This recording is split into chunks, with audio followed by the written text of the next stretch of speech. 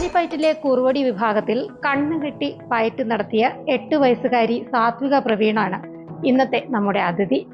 1 മിനിറ്റും 8 സെക്കൻഡും കൊണ്ടാണ് ഈ കൊച്ചുമിടുക്കി റെക്കോർഡ് സ്ഥാപിച്ചെടുത്തത്. കളരിപ്പയറ്റ് സാത്വിക പ്രവീണിന് ഒരു സാധനയാണ്. പിഴയ്ക്കാത്ത ചുവടുകളും തികഞ്ഞ മെയ്വഴക്കവും മികച്ച ഏകാഗ്രതയുമാണ് ഈ കൊച്ചുമിടുക്കിയുടെ കൈമുതൽ.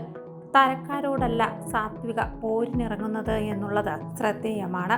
അങ്കച്ചുവട് വെച്ച് അടവുകൾ പയറ്റുന്നത് തന്നെക്കാളും മുതിർന്നവരോടാണ്. 3.5 വയസ്സിലാണ് സാത്വിക കളരി അഭ്യാസം തുടങ്ങിയത്.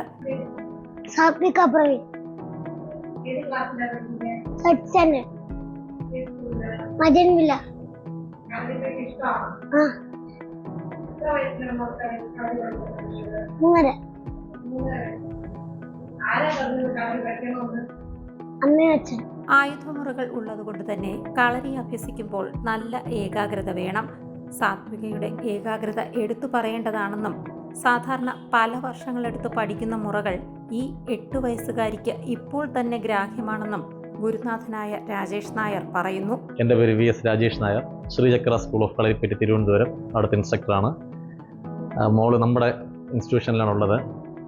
3.5 വയസ്സിലാണ് എൻ്റെ കൂടെ എത്തുന്നത്. 3.5 വയസ്സായപ്പോൾ എൻ്റെ കൂടെ വരികയാണ്.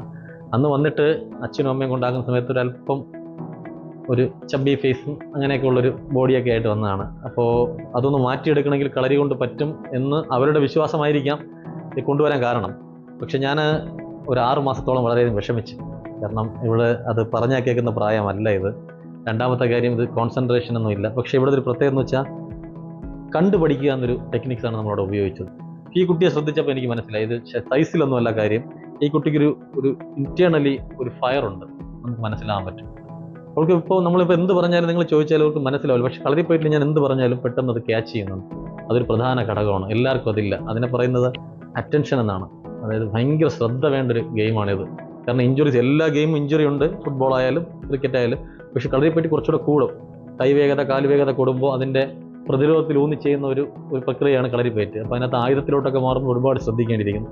പക്ഷേ ഇപ്പോൾ ഒരു ഏകദേശം 7.5-8 വയസ്സായി. ഈ 8 വയസ്സ് കൊണ്ടൊരു 15 വയസ്സിലുള്ള പഠനം കഴിഞ്ഞു എന്ന് വെച്ചാൽ പൂർണ്ണമായി എന്നല്ല, 15 വയസ്സോളം അഭ്യസിപ്പിക്കേണ്ട കാര്യങ്ങളെല്ലാം കുട്ടി പെട്ടെന്ന് ക്യാച്ച് ചെയ്തെടുത്തു. അപ്പോൾ അത് നമ്മളെ സംബന്ധിച്ച് ഭയങ്കര സന്തോഷമാണ്. അങ്ങനെ നമുക്ക് ചുരുക്കം കുട്ടികളെ കിട്ടാറുള്ളൂ.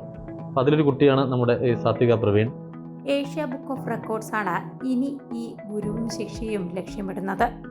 അപ്പോൾ അടുത്ത് നമ്മൾ ഏഷ്യ ബുക്ക് ഓഫ് റെക്കോർഡിലോട്ട് നമ്മൾ പോകുന്നുണ്ട്. കുറച്ചും കൂടെ സമയം ക്രമീകരിച്ചതിന് ശേഷം കൂടുതൽ ചിലപ്പോൾ കുറുവടി തന്നെ ആവണമെന്നില്ല, അല്ലെങ്കിൽ മുച്ചാൻ തന്നെ ആവണമെന്നില്ല, ചില മറ്റൊരു ആയുധത്തിലേക്ക് പോകാം.